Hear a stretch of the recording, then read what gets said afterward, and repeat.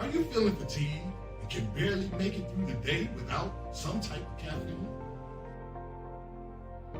Are you on a journey of healing your body but need a little help?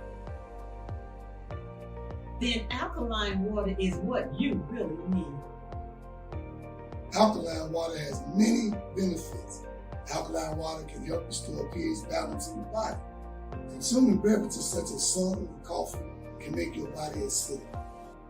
Did you know that too much acid in your body has been linked to an internet, heart disease, obesity, diabetes, autoimmune disease, chronic pain, and other chronic conditions like gout and arthritis? Those who use alkaline water have reported increased energy levels, clearer skin, reduction in inflammation, better digestion, and many other health benefits. I've used alkaline water for years, and it's been instrumental in sustaining my health when I was diagnosed with sarcoidosis. Are you ready to take responsibility for your body's health? If the answer is yes, then our alkaline water is just what you need. Bring your own bottles. It's only $3 for each gallon. To place an order or for more information, you can reach us at 773-846-3091. Thank you in advance for your support.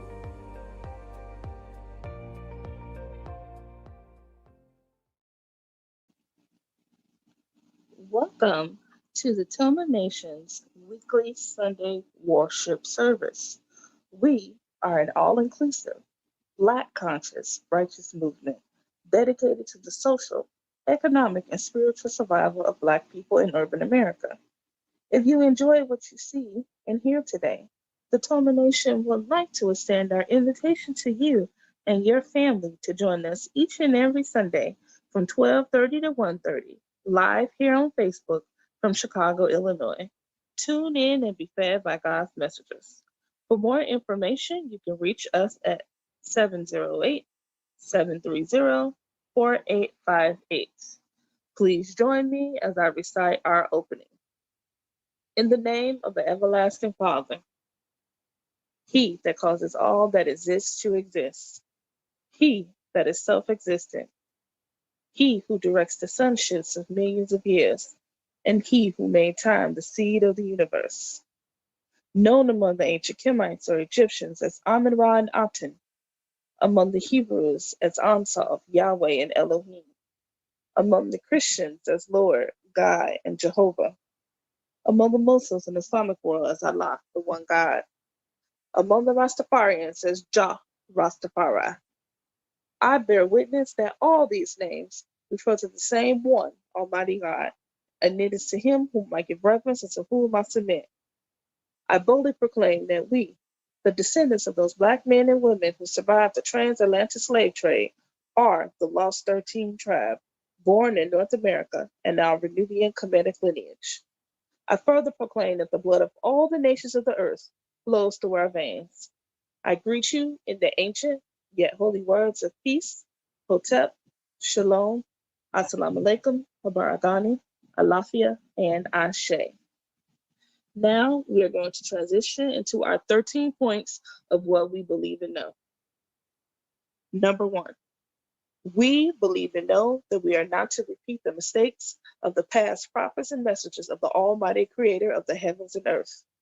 Number two, we believe and know that we can only establish an economic base through the application of the knowledge of self and the incorporation of the ideologies of the Honorable Marcus Garvey, the Honorable Elijah Muhammad, Mahatma Gandhi, and Ben Ami. Number three, we believe and know that the prophets and messengers of the Holy Bible, the Holy Quran, and the Kemetic Holy Books were all Black. Number four, we believe and know that Jesus Christ of 2,000 years was and is a Black man. Number five, we believe and know that the knowledge of the Almighty Creator goes beyond books written by the prophets and messengers of the Almighty Creator. Number six, we believe and know that in order to promote and coordinate unity, we must first recognize and accept the uniqueness of being able to worship our Creator, regardless of religious denomination, name, title, ritual, particular dress, or holy book, as long as it recognizes the Almighty Creator of the heavens, earth, and the universe as supreme. Number seven, we believe and know that it is impossible to tell the truth without exposing the wicked governments of the world. Number eight, we believe and know that the United States government, in collaboration with other European nations, have a denial objective to exterminate dark-skinned people of color off the earth through the act of genocide. Number nine, we believe and know that some of the most effective methods that are being used today are AIDS, birth control, alcohol and drug abuse, gang and domestic violence, systematic elimination of trauma centers, the public school system, and public aid within the Black communities of America and the world. Number 10, we believe and know that the last trick that Satan is playing on us is the dividing of us by our religious differences, religious gangbanging. Number 11, we believe and know that the conflict between the various religions are comparable to the conflict between various street gangs within the inner cities of America. Number 12, we believe and know that the war on drugs and gangs is a diabolical plot to disarm the Black community of weapons, break up the Black family, withdraw our constitutional rights, also kill and incarcerate young Black males under the undercover code name Able 2029.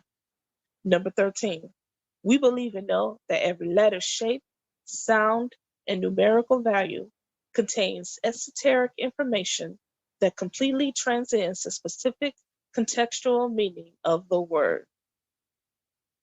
Our purpose, to bring about the growth of a righteous community in accordance with the laws of the Creator of the universe under the leadership and guidance of Brother Minister Rahim Aton, to provide solutions to the social and economic ills that plague the Black communities of urban America, to re-educate and retrain youth and young adults to develop positive moral values as an alternative to delinquent behaviors, because you can't rebuild a community and not rebuild the minds of the residents of the community to meet the responsibilities of maintaining the community's image.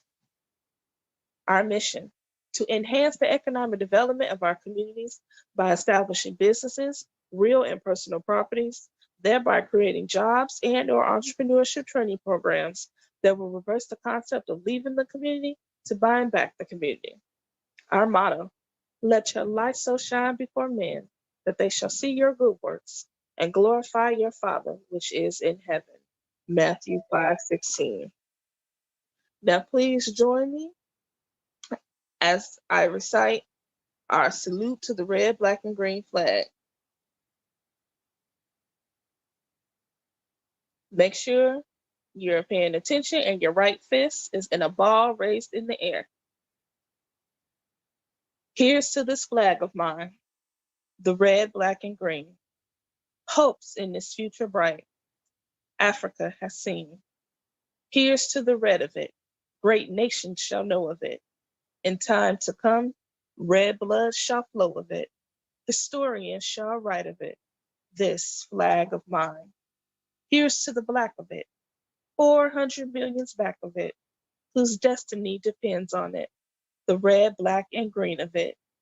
Oh, flag of mine. Here's to the green of it.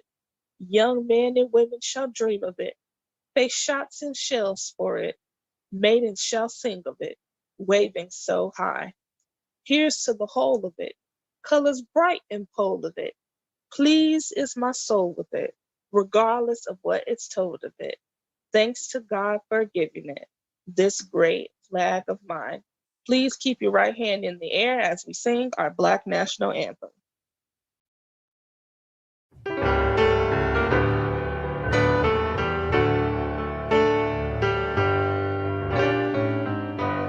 Lift every voice and sing till earth and heaven ring with the harmonies of liberty. Let our rejoicing rise high as the listening skies. Let it resound loud as the rolling sea. Sing a song full of the faith that the dark past has taught us. Sing a song full of the hope that the present has brought us. Facing the rising sun of a new day begun, let us march on till victory is won. Black power, black power, black power. Black power is the power to define, develop, and defend that which is in the best interest of Black people.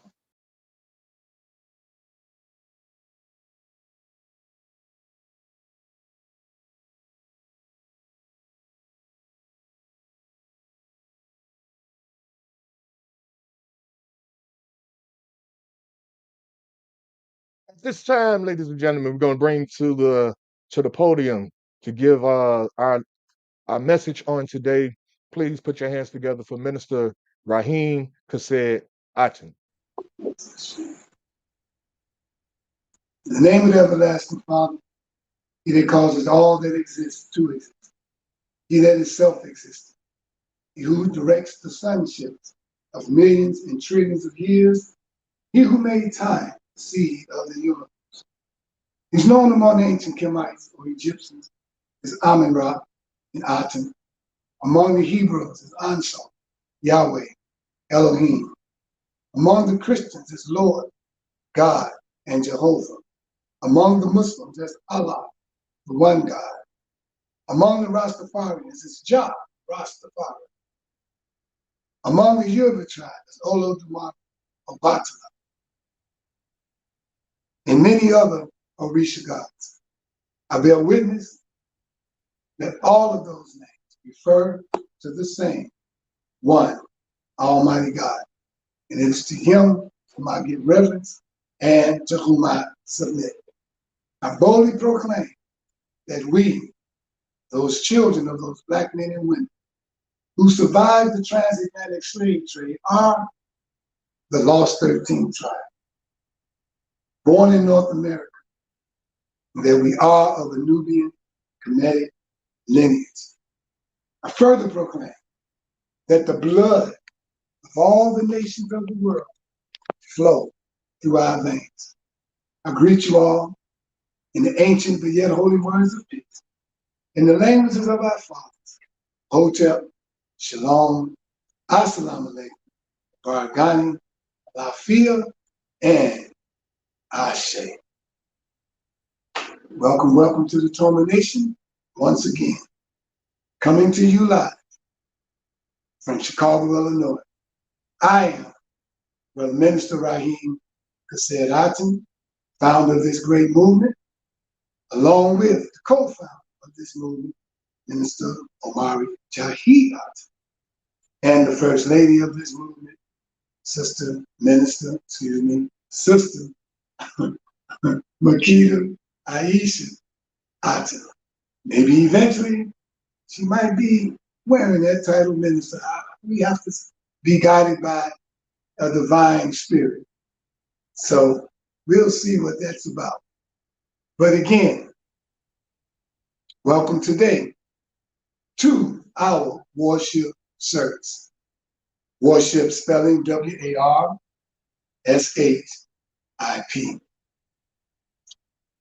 As you know, the TOMA Nation, aka Temple of Mercy Association, is an all-inclusive, Black conscious, righteous movement that's been around since 1990, bringing to you information, news, good news, warnings concerning the plight of the Black man and woman in America first, and then the world.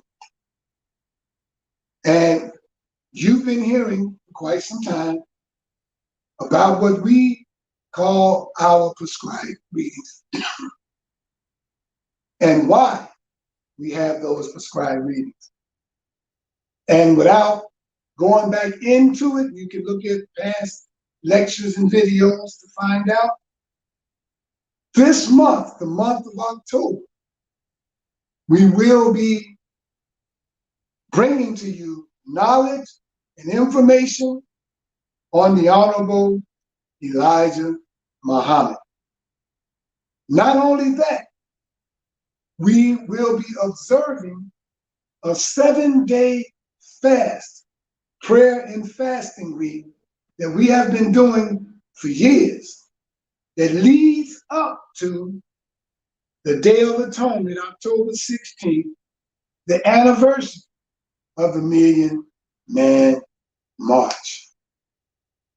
Now, you heard me say that TOMA is all inclusive. TOMA is Black conscious. TOMA promotes righteousness. TOMA is a movement that's been around for 30-odd years.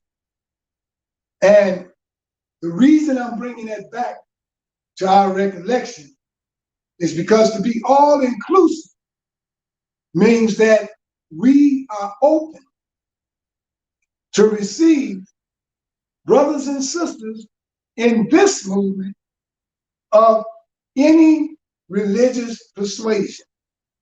Doesn't matter what your persuasion is. Why though?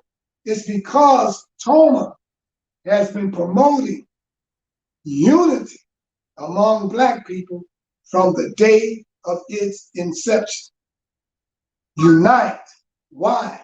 Because the man that we're going to talk to you about this month made a statement that Black people's unity, if we were to come together and when we come together, is more powerful, not as powerful, more powerful than an atomic bomb. Listen at that. This Black man said that. But this Black man was a man born in America that was given a duty and an assignment by the Creator. And the work that he did, some of it, not all of it, mirrors the work of another divine person that came in our presence, which was the Honorable Marcus Mosiah Garvey.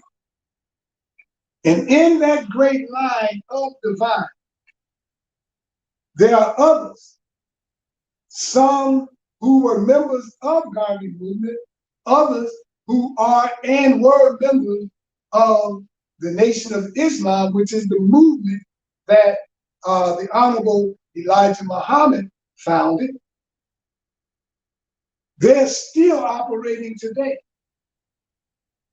TOMA teaches all that is righteous, all that is good, all that has helped Black people get off the economic bottom, help Black people gain their spirituality and their oneness and connection to God.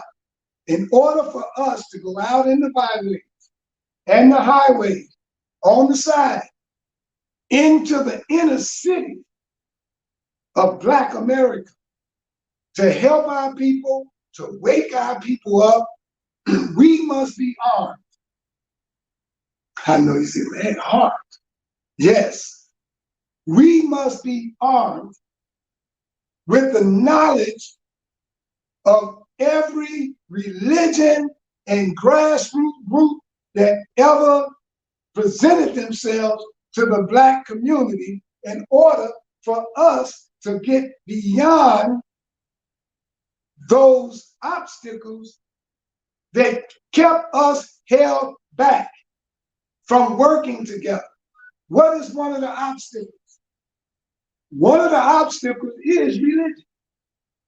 Most times we cannot come together because of our religious differences. Well, in TOMA, you don't have to worry about that, because in a 12-month time span, our teaching and our prescribed reading for any given month covers those different religions, covers those different grassroots organizations, and learning who they are and why they are. Members of TOMA are armed, excuse me.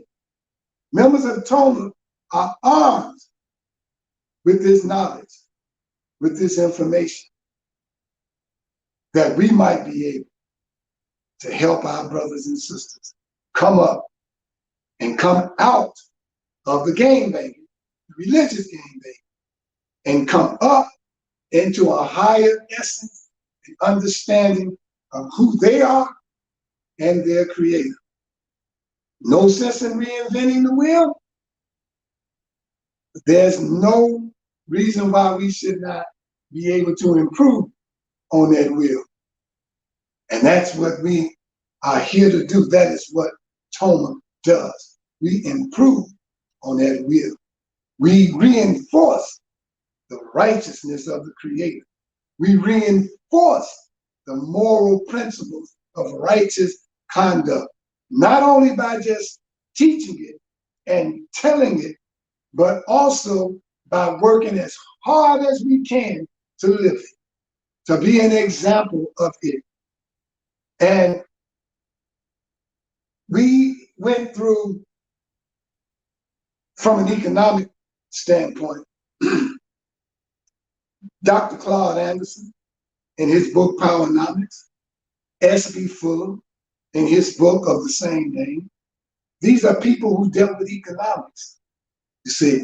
And so we went through that part, but at the same time, the Honorable Marcus Mosiah Garvey and the Honorable Elijah Muhammad had an economic program too. Look at that. I'm talking about 4 economic programs for Black people to get off the economic bottom that can be used by us, but the 87% of our blind, deaf, and dumb people don't know nothing about it. And that's why we need more of us, boots on the ground, door to door, bringing this good news to our brothers and sisters. Everybody don't have social media still. Some people are still going to the library to be on the internet. We cannot sit still and believe that this word, this knowledge, this information is going throughout the 4 corners of the world. I was just in LA, and I met a brother 30 years old who did not know who Elijah was, Farrakhan, nobody but Martin Luther King and Jesse Jackson. Had never heard of no grassroots organization. Now this person not an island unto himself, he got friends. So that means there's a group of people in his circle that don't discuss our plight, that don't have in their vocabulary nothing about us and our condition and how to get out of it. That means we have not done our job until, according to the Bible, until the good news, all right, is spread throughout the 4 corners of the world, and then it said, the end shall come. What end? Not the end for the righteous, no, but the end for the unrighteous. The end of this system of things. The end of the way America is being ran and operated. The end, the fall of America. And so when you tune in to us, you will hear us talking about the Honorable Elijah Muhammad, you'll say, hey, Muslim. But then in March and April, we'll be talking about the Honorable Ben Ami. See, the Honorable Yahweh Ben Yahweh. We'll be teaching you a lot of things from the Israel of God under Brother Bowie. And you'll say, I knew they were Hebrews. There are some people who go around and tell people he used to be a Hebrew. There are some people go around spreading the rumor he used to be in a nation. See. And then in our private studies, we study some of the teachings of Malachi C. York, whom I have been studying his teaching since 1980. Why though? Just to gain knowledge? No. Just to be puffed up in the chest to say I know something you don't know? No. It's because our people are a part of those movements. And because they are, our job, being all-inclusive, is to bring the spirit of unity, to work hard to stop our brothers and sisters in their egos thinking their movement is better than the next movement and what they're teaching is better than this one and knocking the other teachings. We can't do that. We can't do that.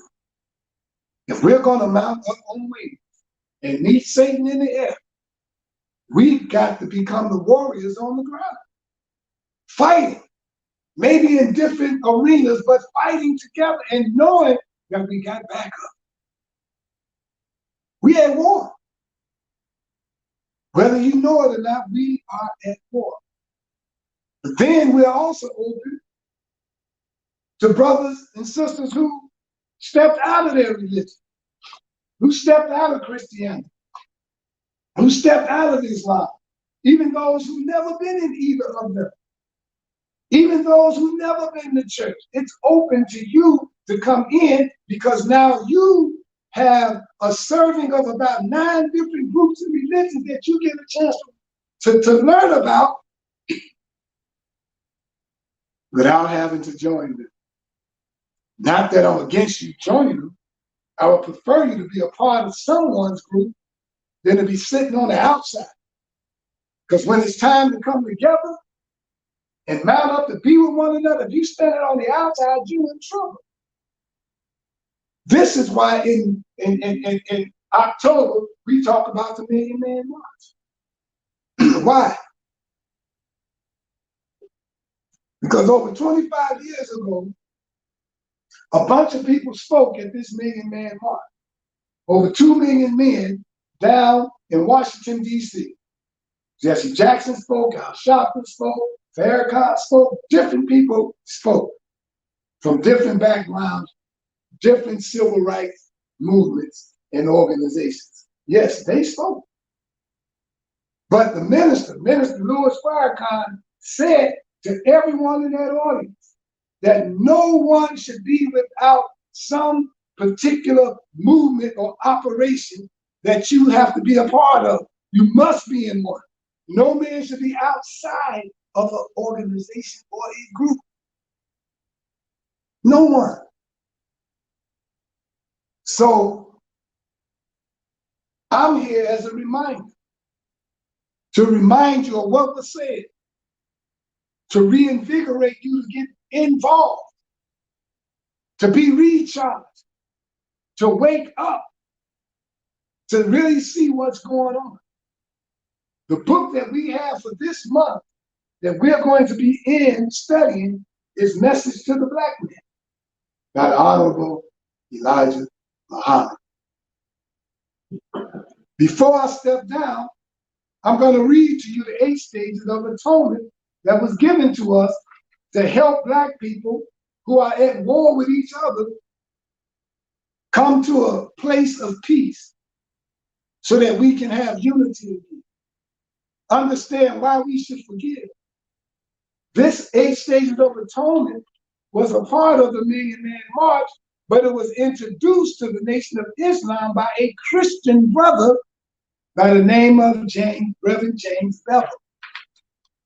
Atonement is not in the Holy Quran. It's in the Holy Bible. Again, a spirit of unity that we must adopt and keep it going and keep it flowing. Keep it flowing. So I still read other people's literature, people that are wise and people that are bringing out wise teachings. A brother gave to me a book called the Odu Ifa, which is knowledge and information from a Yoruba perspective. There's another series of studies called Black Root Science. You may not have heard of it, but I've been reading that and studying it. Everything that is true remains the same. And if it's something you don't understand on another level or degree of existence, that because it's esoteric and above your pay grade, so to speak, doesn't mean it's not true. You have to do your research to get the truth out of it. The Bible in itself said, forever learning and coming into the knowledge of the truth. The Bible said, when you thought yourself to be wise, you became a fool.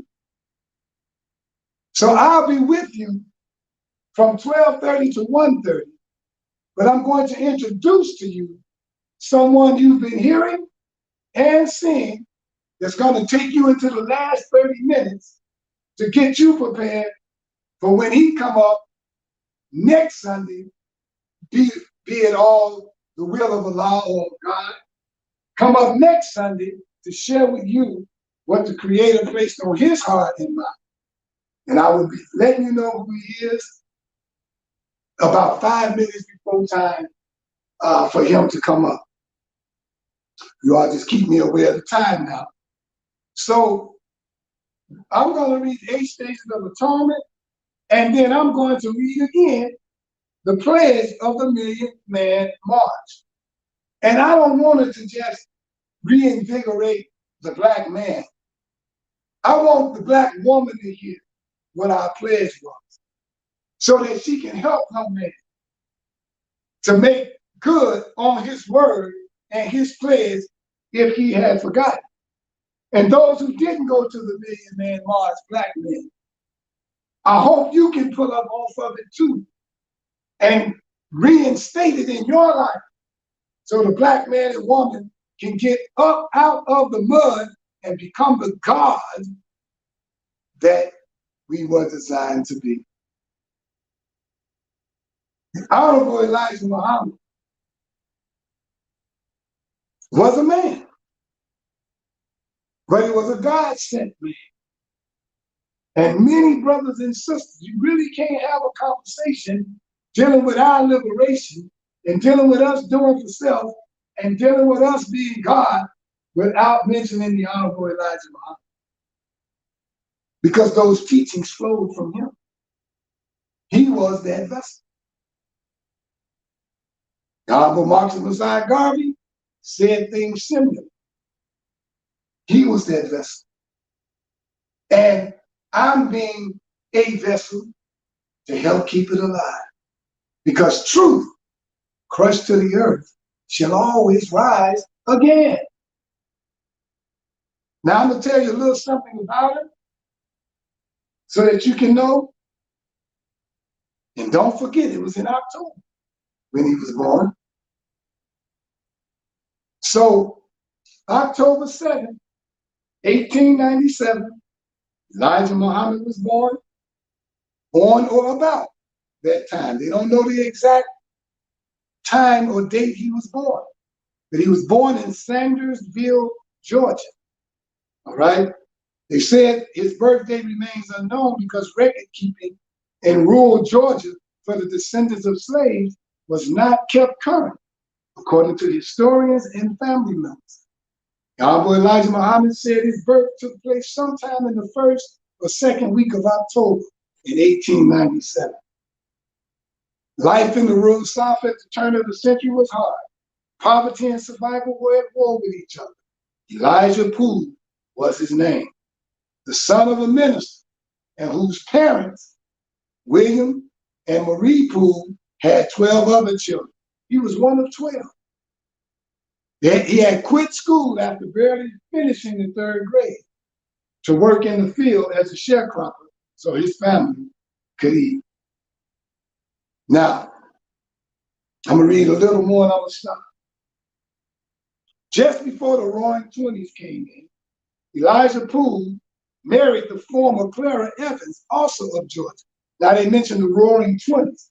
I want you to know that in as early as 1914, the Honorable Marcus Mosiah Garvey was working to pull together the UNIA, the Universal Negro Improvement Association in Jamaica. Before he came here, he was working toward that in Jamaica. Just before the Roaring Twenties, Elijah Poole married Clara Evans, also of Georgia. They had 8 children: Emmanuel, Ethel, Lottie, Nathaniel, Herbert, Elijah Jr., Wallace, and Akbar. That means he must have really been in the nation by that time. The other ones were born. In April 1923, Elijah Poole moved his young family from Macon, Georgia, where he worked for the Southern Railroad Company and the Cherokee Brick Company. He moved them to Detroit, Michigan. Black families like the Pooles were leaving the South at that time in search of better economic and social circumstances. Detroit was a bustling, upwardly mobile city with its burgeoning auto industry. The stock market crash in 1929 was the gateway to economic misery that sparked the fuel of the Great Depression of the 1930s. I'll stop.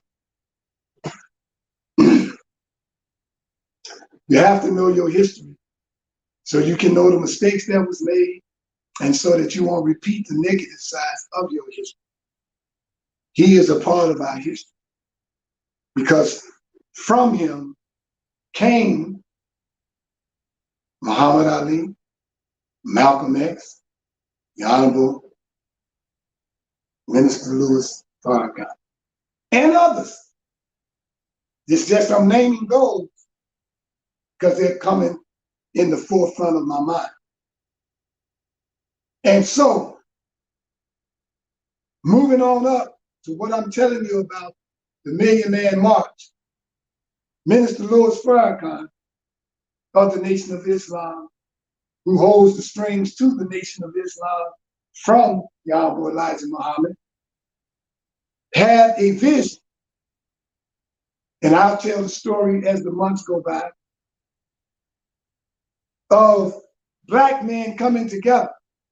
Because at that time in the 90s, there was a whole lot of violence and killings and shootings that were so terrible that we suspected underlying forces that were involved in some of our shootings. I'm telling you this now, because what was in the past is right now today. And because we saw that, we looked to reveal the hidden hand behind the shootings. And the Spirit of God on Elijah, not Elijah, but Farrakhan, called for a Million Man March. And he went on a tour dealing with a men-only meeting in Madison Square Garden and all throughout the United States, talking about the gun violence in our community and the black-on-black crime, and exposing the Jewish hidden hand, the FBI, and the CIA and the Ku Klux Klan's involvement in our deaths. All of that led up to the Million Man March, October 16, 1995. I was there. So was Minister Omari Jahi Aton, the co-founder of TOMA. We took the members of TOMA, Temple of Mercy Association, with us. The men, we took them with us. Our women watched it on television. Our women fast 3 nights before the Million Man March. We were on a 3-day fast at the same time. Doing all we can, brothers and sisters, to try to find out why we're still in the condition that we're in and why we're not doing what we know we're supposed to be doing to get out of it. Still, 25, 26 years later, we're in the same predicament. We're in the same situation. And so now, just like I was doing with the pastors of Inglewood, along with TOMA and other pastors, we called for a 7-day period of prayer and fasting. And I'm calling for that myself, along with another pastor. For this one, Pastor Victoria Bray. And we're saying that starting October the 9th at sundown, that we and you and I and us go on a fast, drinking only liquids, waters, juice, etc., and praying in the morning, in the afternoon, in the evening, whether it's the Holy Quran, whether it's the Holy Bible, whether it's the Oduifa, whether it's the Husia, read and study those books, one of those books, right? And it starts sundown October the 9th to sundown October the 16th. But on the day of the 16th, we're going to come together. We may be on Zoom, but I'm sure we're going to be in person. I'll let you all know where later. We're going to come together and ask those who want to and those who had something revealed to them to come up and share with us what was revealed to them during that 7-day fast. We're asking you to join us, Black America. Get involved. Let's see if the higher power will make communion with you and share with you what we must do, righteous, to escape what is upon the earth, to escape the plagues, to escape the government and the antidotes that they're giving against God's plague in order to further destroy the Black race. We're asking you to join us. Now, based on time, I want to share with you the 8 stages of atonement. Why atone? Why? What came out of that? Brothers and sisters, all we do when we come together is give you life-giving teachings so that we can get off of our behinds and do something for the benefit in the future of our children and our grandchildren and our great-grandchildren. You should be ashamed. You should be crying, knowing in your heart that even your parents passed down the same bull that they had to experience then.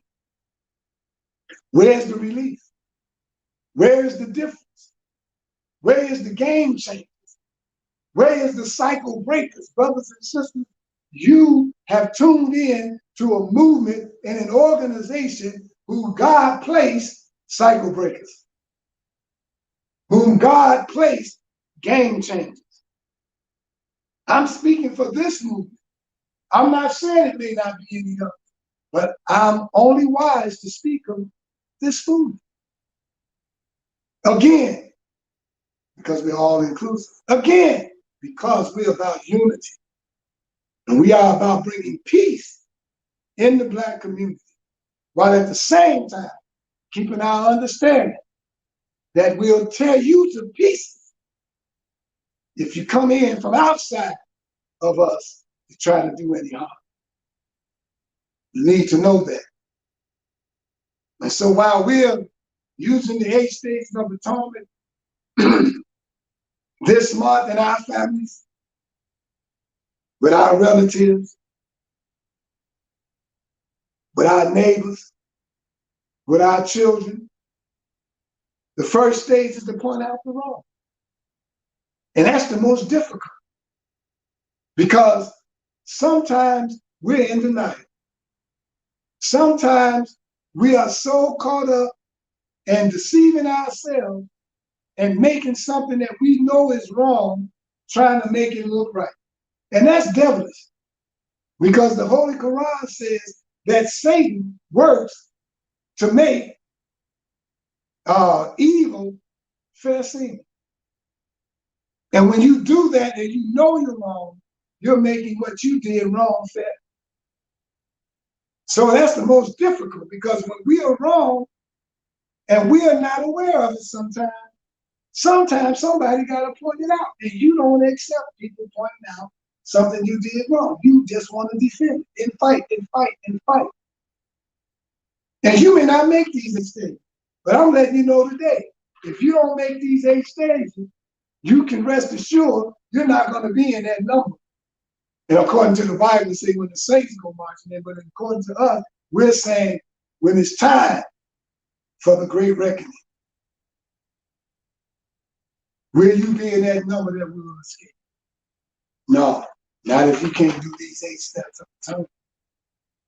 And not if you ain't going to allow nobody to point you wrong out. And because secondly, after having it pointed out, if you don't know what it is, you have to acknowledge it.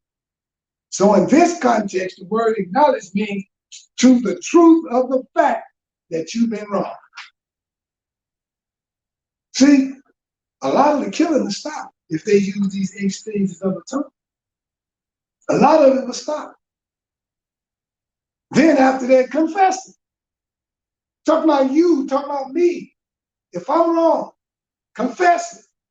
Confess the fault to God first, then to the person, or if it's more than one person, whom your fault has ill affected. Don't think you've been going through this whole universe, this whole world with a pristine kind of consciousness. You ain't never ill affected nobody, because you have. Now it's time to get on the wagon and let's do what we need to do. Let's ride on into the sunset, brothers and sisters, knowing that we have done what was right. Confess our fault. Number 4, repent. Repent. And even in the word pent means 5. That means 5 times the degree of what it is that you got to feel for what you did wrong. The remorse that you have to feel for what you did wrong. See, a lot of people ask forgiveness and don't mean it. A lot of people say I'm sorry and don't mean it. It's just to get you off their back. It's just to get you to shut up. It's just to get you to go ahead about your business and get out of their face. There are some people say it just to stop the conversation because they're tired of it going on and on and on. So they just say it to shut you up. And your heart is not contrite. Your heart is not afflicted by what you did wrong, by what you confessed, by what you even acknowledge. You take it as, oops, my bad, I got discovered. Now you trying to get out of it in whichever way you can to get a person to stop. No, we're not talking about you. If you that person, you move on. You move on. Because it's time for separation now. According to the Bible, it mentions separation of the goats and the sheep. Goats with straight hair that eat everything and anything. Sheep that obey and follow. We're trying to get you to follow God. The God within, the God without, and the God all around. We're trying to get you to follow that. But you got to go through this process. Number 5 is atonement. Being at one with the knowledge of the Creator. Being at one and in harmony and in unity with that person you feel affected. We must be willing to do something in expiation of our sins. We must be willing to do something to atone. Forgiveness is number 6, to cease to feel offense and resentment against another for the harm done by an offender. Wipe the slate clean. I know you say, I can forgive, but I can't forget. I know that's the hardest thing to do. And I know there have been some horrific things that have taken place in your life. There have been some things where I know a person who go all off and say they can't forgive a person because they lied to them.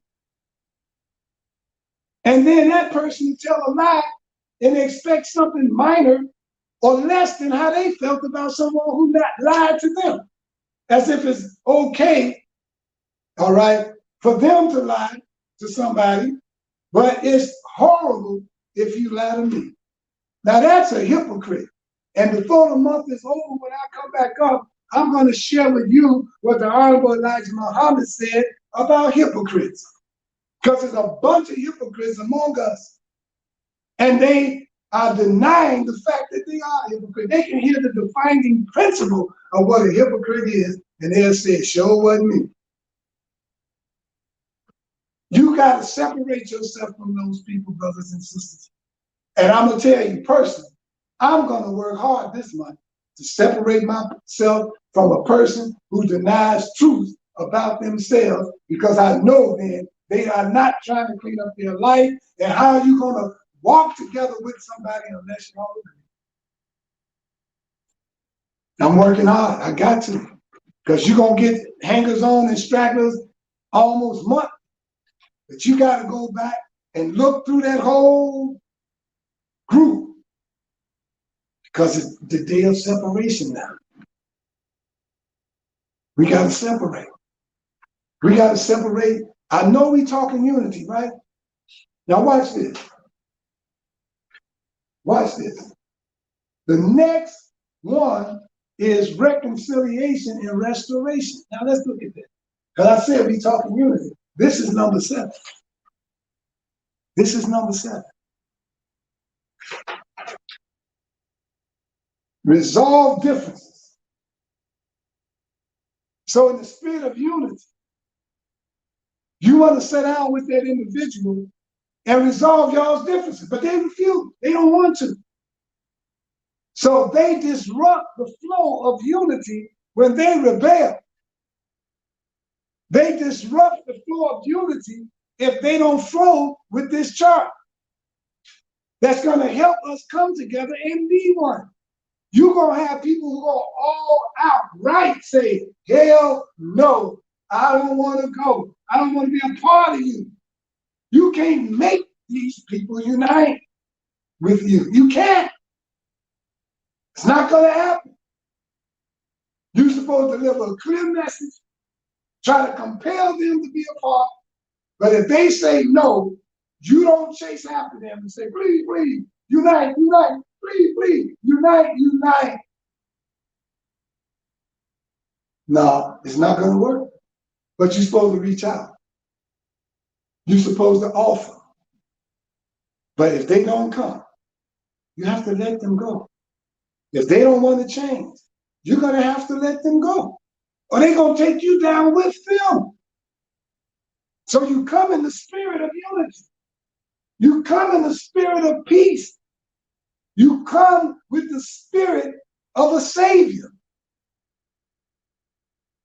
But how you going to make somebody be saved who don't want to be? How you going to make somebody unite if they don't want to? After you show them why and how. What you going to do about it? Huh? You have to resolve the difference. Then you got to establish or even be willing to re-establish. Now, if they ain't willing, come on. A close relationship between the previously divided persons. Last but not least, union with God. Because two people can't come together and not have God in it. Without the divine presence of the creative force flowing through the both of you and all of you, there cannot be no long sustaining unity. Because when you have disagreements, that's going to be the first thing going to tear it apart. But if you learn how to disagree and not be disagreeable, you've crossed that threshold. Working together, knowing it's not going to be 100% with your black brother and sister, but knowing that they're working on themselves. But the one who isn't, how can you unite? If we unite together to do this 7-day fast in the spirit of unity, and the people under the sound of your voice say, that's just you, can you make them? But you reached out, didn't you? In the spirit of unity. You got to want to unite. Million Man March pledge. Here's what we're supposed to be doing, brothers and sisters. I pledge that from this day forward, I will strive to love my brother as I love myself. Now, and here, I want you to say it if you're a woman, brother and sister. I, from this day forward, will strive to improve myself spiritually, morally, mentally, socially, politically, and economically for the benefit of myself, my family, and my people. I pledge that I will strive to build business, build houses, build hospitals, build factories, and enter into international trade for the good of myself, my family, and my people. I pledge that from this day forward, I will never raise my hand with a knife or a gun to beat, cut, or shoot any member of my family or any human being except in self-defense. I pledge from this day forward, I will never abuse my wife by striking her, disrespecting her, for she is the mother of my children and the producer of my future. I pledge that from this day forward, I will never engage in the abuse of children, little boys, or little girls for sexual gratification. For I will let them grow in peace to be strong men and women for the future of our children. I will never again use the B word to describe any female, ITCH, but particularly my own black sister. I pledge from this day forward that I will not poison my body with drugs or that which is destructive to my health and my well-being. I pledge from this day forward, I will support black newspapers, black radio, black television. I will support black artists who cleans up their act to show respect for themselves and respect for their people and respect for the ears of the human family. I will do all of this, so help me God. Brothers and sisters, join us. October the 9th at sundown. Look on Facebook. We'll keep you informed. The brother who's coming up next, you'll be seeing him on Facebook and Instagram, keeping you informed. Our brother was on a self-imposed hiatus, spiritual, not for playing, not for material gain, but for spiritual essence and elevation. And God, or the creative spirit, has spoken to him. I've always spoken to him.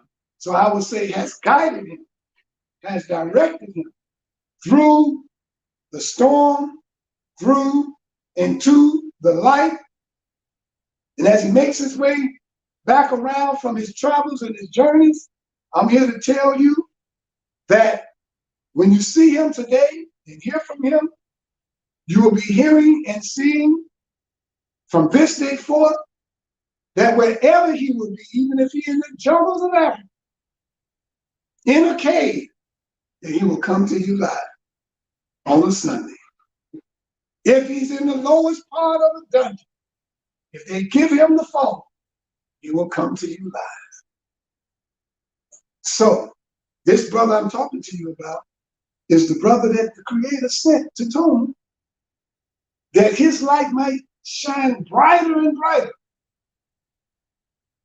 that the world and the four corners of it might be touched by what the Creator brings through him. He's a young man, so he has yet to grow. He has yet to learn. He has more disciplines that he got to practice in. And the more discipline, the more he'll be able to do God's work.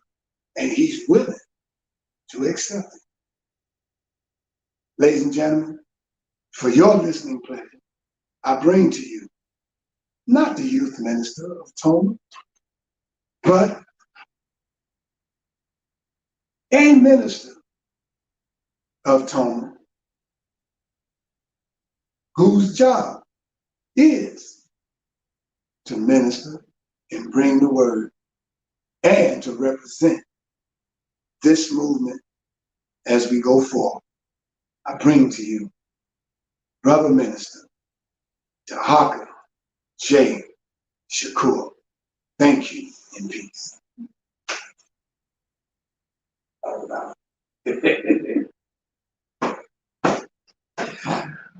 Good. Thank you, thank you, thank you. In the name of the everlasting Father, he that causes all that exists to exist, he that existed, he who directs the sunships of millions and trillions of years, and he who made time, the seed of the universe. Known among the ancient Kemites as Amun Ra and Aton, among the Hebrews as Ansaf Yahweh Elohim, among the Christians as Lord God and Jehovah, among the Muslim and Islamic world as Allah, the one God, among the Rastafarians as Jah, Rastafari, among the Yoruba tribes of West Africa as Odomare, as Shu, and many other Orisha names. I've been witness that all of these names refer to the same one Almighty Creator. And it is to that essence that I give reverence, to that essence that I submit. I boldly proclaim that we, the descendants of those Black men and women who survived the transatlantic slave trade, are the lost 13th tribe, born here in North America and our Nubian Kemetic lineage. I further proclaim that the blood of all nations flow through our veins, and I greet you in the ancient holy words of peace and that of our ancestors in Hotep, Shalom, Assalamu Alaikum, Abaragani, Alafia, and Ashe. Again, and it is seen on the screen, my name is Minister Tahaka J. Shakur, and I like to sometimes say that many people know that I came to this plane of existence as Theodore Miles Carter II. And I just want to start off a little bit by saying Black power. Black power and Black power. Understanding that Black power is the power to define, to develop, and most importantly, to defend that which is in the best interest of Black people. And as it was stated earlier, I only have a little bit of time, so in the words of one of the most powerful brothers to come out of the Nation of Islam, and the word of Dr. Khaled, who was also the chairman of the new Black Panther Party, I don't want to be alone, but I'm going to be strong. And I noticed I didn't bring up with me one of the things that I was going to read from, actually. Could you hand me the whole section? All of that. All three. Because I want to bring to you just a little messages that's going to build on the lecture that I will be given as we talk about the righteous. As you heard the minister, he talked about a certain people that will be the righteous. And the Honorable Elijah Muhammad, as we heard some of about today, I'm going to read a little bit more about him, and the Honorable Marcus Garvey. We all know that they were leading and looking towards a certain group of people. And I'm going to mention this certain group of people just for a little bit in the words of the Honorable Elijah Muhammad. He says, and it is titled in his book, The Supreme Wisdom, the 144,000. The number is mentioned in the Bible, Revelations 14 is 1, as being the number of the first believers in God and his message. In that chapter, Revelations 14:1, the message of God is called a lamb due to certain characteristics of his messenger, being similar to that of a sheep, and the tender love of Allah for him is described like that of a good shepherd towards his sheep. Now let us understand what we are reading. The number 144,000 is a prophecy about the future in symbolic terms and refers to a vision by Yaqub, the father and king of the white race, which he had seen on the Isles of Patos or Patay 6,000 years ago. He was warning his people of that which would come to them at the end of their time. Now, I just want to mention, and I'm not going to even go further into the 144,000 at this point, because that is something I'm going to speak about later, and how Elijah really knew that there was something about the righteous. And understand, you won't just find the righteous is in Islam. The righteous is not just sitting in Christianity. The righteous are not just bowing down and meditating and calling on Buddha. The righteous you may even find in some of your African spirituality systems. But trust me, the righteous know that there is one true creator. And that is who they give reverence to, understanding who they are. As you heard Minister Rahim said, that we have to get back to the gods that we were, that we have fallen, and that this country and this world is going to fall, and there's going to be a hereafter. So let's see again, as we talk about the Honorable Elijah Muhammad, what he meant about the hereafter. Because many of us talk about the hereafter and Revelations, we think it's about the destruction of the world, and then we're going to turn into these spirits and be back united with the Creator. That is what the white man and the Arabs and the non-blacks have been selling to us. As we know, and it is said many times, that they want to give us this idea of a heaven after we die, and they have heaven right here on earth. No longer will we as a people be bamboozled by that ideology. Understand that we had heaven here on earth before they even existed. Understand this. No matter what you want to believe about the origins of humanity. But let's just go with this. We all know that the black man and the black woman are the originators of planet Earth. According to the Elijah Muhammad, we have been on this plane of existence for trillions of years. And according to the Elijah Muhammad, it just states right here, 6,000 years ago, the white races, and when I say the white races, understand that I'm talking about all of them. Because you might not see and you want to call certain people our brothers and sisters. And I apologize to those who this might hurt. But trust and believe me, there's only two races that exist on planet Earth today. It is those who are black and the rest that are non-black. If you want to argue that, go argue that with young Pharaoh, who said that they even done studied and scientifically they have proven that there are two different types of people on earth, man and mankind. And the black man and the black woman are the only man on earth. And everything else is a mutation from that. But that's going too far, and that's for another lecture later this month. But let's see what he was talking about. The Honorable Elijah Muhammad was talking about when he mentioned the hereafter. What is it meant by the hereafter? It means after the destruction of the present world, its powers and authority to rule. More specifically, it means after the present rule of the man of sin. You heard Minister Omari a few weeks ago talk about what actually governs this world. What energy is at the pinnacle and is in charge of what we are dealing with. I just want to present the question as he presented. Is this world ruled by good or evil? God or Satan? Have we not understood that if you look at the core of who the white man truly is, how they've taken power in this world, would you say that they did it in a righteous way? Would you say that the people who rule earth today are righteous? Would you say being greedy and hoarding all of your money is a righteous thing? Would you say the slaughter and the guinea pigness of using human beings as science experiments, would you say that is righteous? Would you say what happened to our ancestors in the transatlantic slave trade, in the sub-Saharan slave trade? So let's not forget that all of them who ruled this world,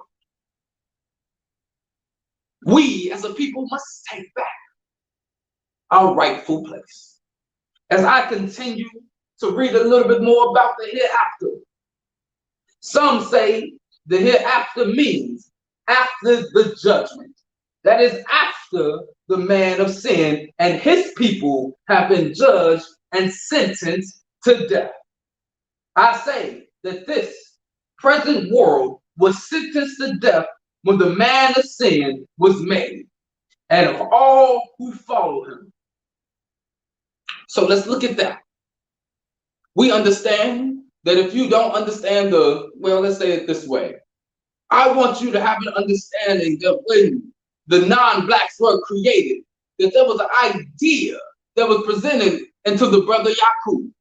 And this idea that was presented to him was one that he felt that there was something lower inside of ourselves that we weren't tapping into. And he understood that to get to that he had to take the black gene out. I understand the difference between us. They can't be our cousins. They can't be our brothers and sisters.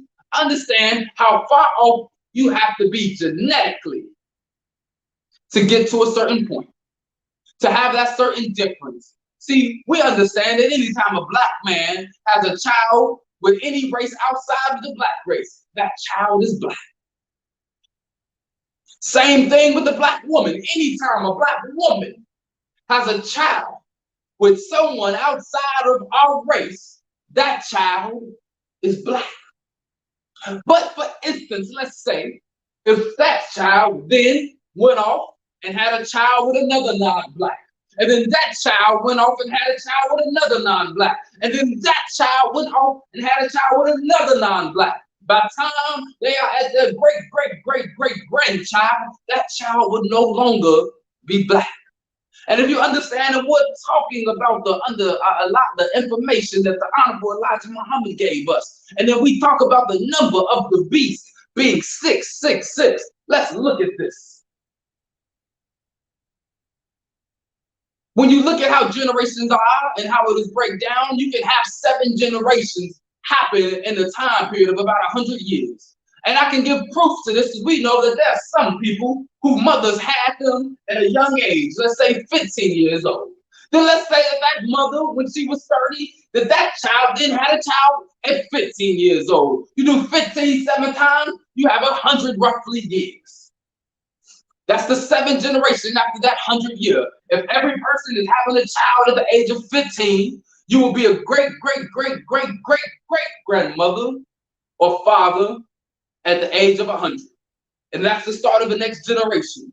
So that's the first 100 years and this grafting process that Yaqub was talking about. And when we talk about the man of sin, it took one of the first men of sin to be completely taken out the black germ. Because understand what is at the core of the black man and the black woman. We don't truly hate others. We have been trained to hate others. We have been trained to a level to hate ourselves like none other. And when you hate yourself, when you look in the mirror, guess what that means? That means you hate God. Because you don't understand that you are looking at God when you look in the mirror. That when you are talking to yourself and you hear that voice in your head, that is the voice of God, but you ignore that. We as the people have walked away from that. We have strayed so far away and I've seen so much that we have become so much like the Europeans. We have become more European than the European themselves. The same way when Yahshua, aka Jesus, the black Messiah of that time, who came to his people, told them that they became more Romans than the Romans. We are living the exact same way today because we do not want to understand the powers that are invested in us. We have walked away from our God, but understand our God has not walked away from us. Anytime we want to end the oppression that we have been through, we talked about it was only supposed to be 400 years. I keep on hearing this, it was supposed to be 400 years. But what have we done to not allow it? And again, I say, what have we done to not allow this cycle that Allah will call it to end? See, because many of us have got comfortable in the man in the world of sin. Many of us do not want to give up this world of sin. Because understand, you have fallen for the diet more than anything. But understand that that diet is killing you. Understand that that is not the diet of the gods who we truly are. And when I say gods, I'm not talking about that essence of a greater power. No, I call that the divine spirit. I call that the great mind. Because there is nothing greater than our mind. And there has to be something, some essence, some spirit that is ever eternal, that is inside of us, that is greater than ourselves. That is God that the white man tries to tell us. But understand that the white man, when the white man say God, he's talking about us. When they say fear God, your Lord, they talking about Yahweh. They're telling you to fear. And that's the religion. It's never been for us. Islam is not for the black man and the black woman. Christianity is not for the black man and the black woman. Buddhism is not for the black man and the black woman. Judaism is not for the black man and the black woman. The Ten Commandments is not for the black man and the black woman. It is to keep control of those who were made in our image. As we were made in our father's image and our mother's image, understanding that that is where we come from, and there are certain laws that dictate us and what we do, and they are the laws of the universe that make sure that after every action there's a reaction. Because whatever you do and what have we done, we continue to feed into this world. We send our children into this world to be educated by this enemy. We give our money to this enemy. We give our lives to this enemy. And yet we don't see the power within ourselves.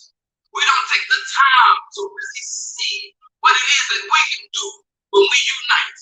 One of the most powerful and prolific things that the Honorable Elijah Muhammad said was our unity is more powerful than an atomic bomb. And the atomic bomb was that greatest weapon. And he was trying to show us that our unity, us coming together as a people. See, because I did a whole lecture series when I was talking about making Black America great again, when Trump was telling y'all he wanted to make America great again. Now let's look at the difference between Black America and the America he was talking about. The America Trump was talking about was never great. You cannot tell me a time when America, even today, America is not the greatest country. If you're talking about the greatest in sin, then yes, they are the best at sin and making everything about sin seems right. There is no reason, and I'm not about to, I know I'm going to be attacked and I don't care, because there's nothing righteous about some of the things that we are letting our children see. There's something not righteous. When I say righteous, I mean after the manner of God, which makes you a moral. See, we as a people have to understand that righteousness and morality have to come under a divine understanding that what is righteously moral, you cannot separate those two words. It is time for us to get back to God. But let's talk a little bit more and hear a little bit more about what Elijah Muhammad, and I'm reading from the Supreme Wisdom, the solution to the so-called Negro's problem. And he says, we all look forward to a hereafter, to seeing and living under a ruler and under a government of righteousness after the destruction of the unrighteous. How many of us are ready to see this world actually be destroyed? To see the system that control our people, that keep us in a system of oppression constantly, that keeps their foot on the people, not my neck, but on my people's neck, because they don't understand the powers that are invested inside of them. The people of the man of sin, the devil, even are worried, disgusted, and dissatisfied with their own world and wish to see a change to a better world. You see the cries of the white man in the street. You see the protesters when they are fighting the vaccine. They don't want the devil that they know are their forefathers. We're seeing the outcry. And he was saying this in the 1930s. And it's the year 2020, almost 100 years later. He is telling us that we are coming very close to the hereafter, because those devils don't even want the people in power anymore. But they have gotten to a certain point, and many people always try to get to warn me. You shouldn't speak out against this. You shouldn't say this. Why should I say and not say anything when I understand who we are? Who are you afraid of? If your ancestors were the gods that created the universe, if your forefathers created society and had a nation and a structure and institutions and rituals that brought you back to God for trillions of years, that you want to be afraid of a man who has to create a weapon to show power? Do you understand the powers that are invested in you? Do you understand that when we submit ourselves to nature, that nature submits ourselves to us? Do we understand the true teaching that any of the Messiahs came to bring to our people. Not just Jesus, he was just one of 7 that came prior to this time existing. Farad, who the Honorable Elijah Muhammad called Allah in person, was one of those sent to awaken the black man to who he truly are. Farad didn't really teach Elijah Islam. He covered up the teaching in Islam because our people needed something to grab onto, and they needed a religion because he knew that he couldn't just give it to our people in the raw. Because how hard would it be for if you just came out of 400 years, no, about 255 years of slavery, been going through a ridiculous time of Jim Crow, been told that you are this, to then say, oh man, you are a god. You know how hard that would be to accept? We're talking about post-traumatic slave syndrome. Let me tell you about post-traumatic God syndrome, because we forgot that we were the God that created this place. That we have forgotten so much about who we are, and every time there are souls that come to us to remind us. I say it in one group that I'm in, the best way to help a God remember that they are God is if another God wakes them up and tells them that they are. See, what Elijah was taught was about a black nation.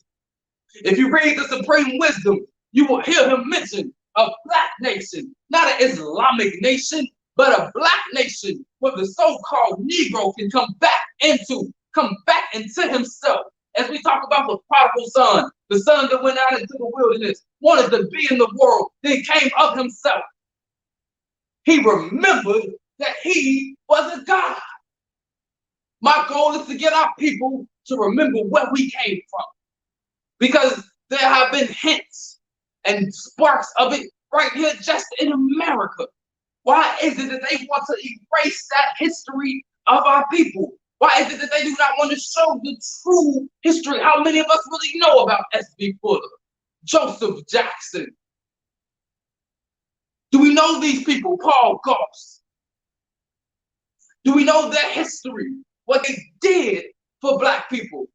I don't even want to just say Marcus Garvey, but how many of us truly know that Marcus Garvey, at a time with no cell phone, at the time of no internet, and his organization alone had millions of people, not just in America, but over the entire globe? That is the power that we have. Do we understand the power of unity? And I want to just mention lastly, as I come to the last few minutes of my time today, but trust me, next week, I will have all the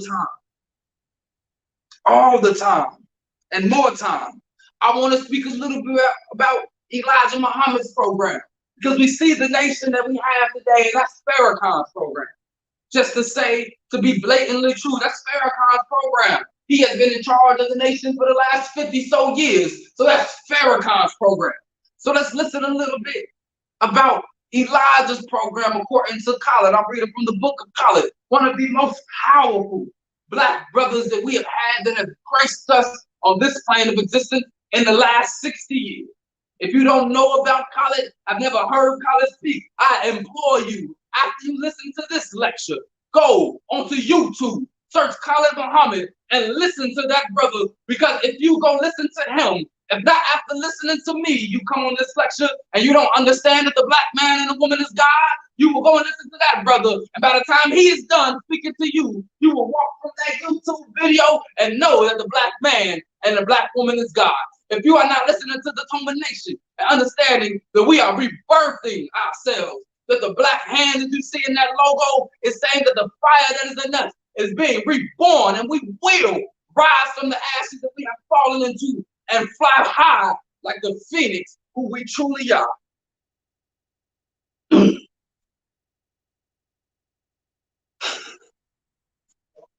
No, I'm good. Without question, Khalid Muhammad is one of the fiercest defenders of Elijah Muhammad has ever had. Messenger Elijah Muhammad was born Elijah Poole on October 7, 1897, in Sandersville, Georgia. His parents were William and Maria Hall Poole. He sought a better life after the Jim Crow segregated South, and in 1923, he moved to Detroit, Michigan. During those downtrodden years of the Great Depression, Elijah was in the mud with only his eyeballs sticking out, according to Minister Collins. Upon Farad's departure in 1934, Elijah made good on his near-fanatical belief in his teacher by elevating Farad's theology identity to Allah in the person. But understand this, we all are God in person. I listened to an affirmation, and I love how one of the parts in the affirmation talks about the supremacy of who you are, supreme confidence. He says, I am with God, I am a part of God, and God is a part of me. Understand what that's truly saying, that there's something deep inside the black man and the black woman. There's a God essence inside of you. Many people talk about this mind, the conscious mind we speak of, the subconscious mind, but there's a deeper consciousness, a great mind that sits inside of your mind that speaks to you, that small voice of intuition that you heard. That is God inside of you. That is your first self. That is the first self that helped to create this universe trillions of years ago. That is in the divine unity with the Almighty, and that's the unity of all of us coming together. That's why we as black people will never see God when we die, because you are looking at God in the mirror.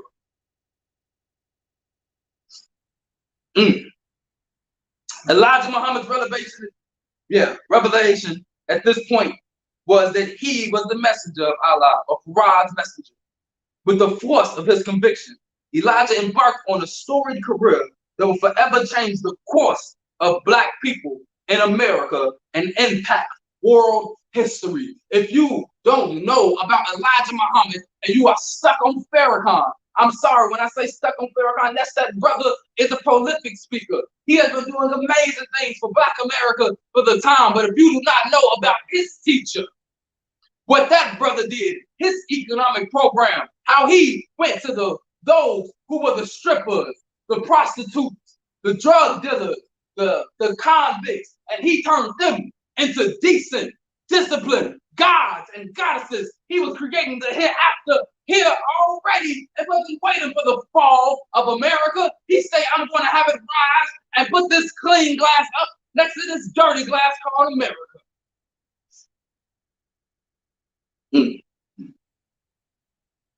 But after Elijah Muhammad was met with misfortune of being imprisoned in 1942 for his refusal to register for the World War II draft, while in prison, the messenger's wife, Clara Muhammad, and other women in the Nation of Islam played a substantial role in administrating and operating NOI affairs.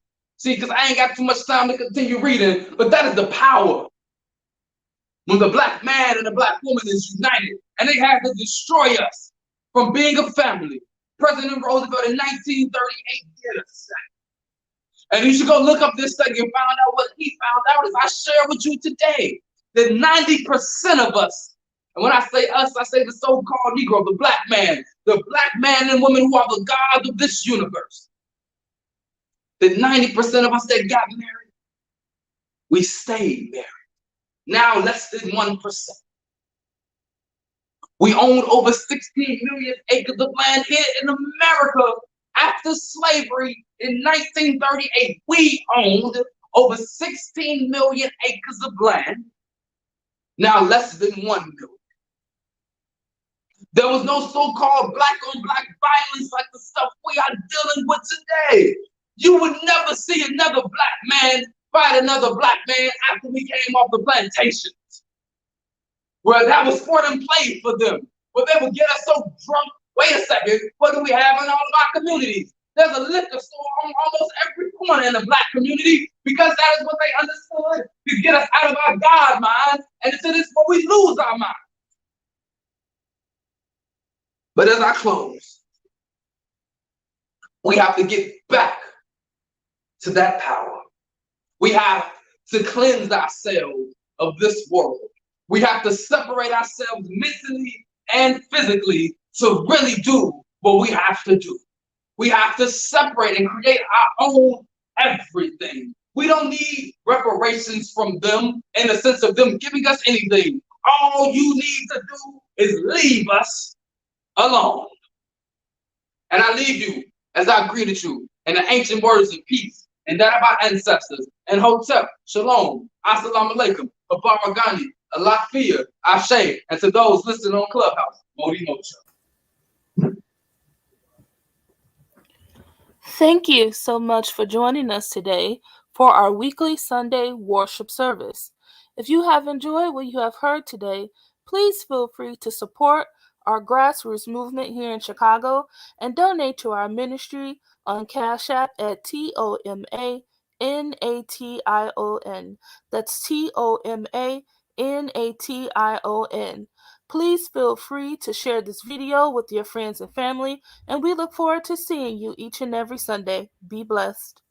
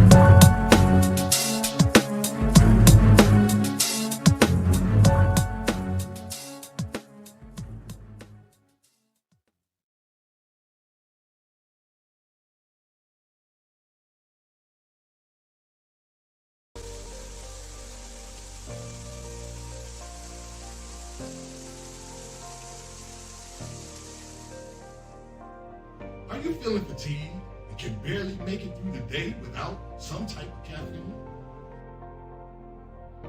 Are you on a journey of healing your body but need a little help? Then alkaline water is what you really need.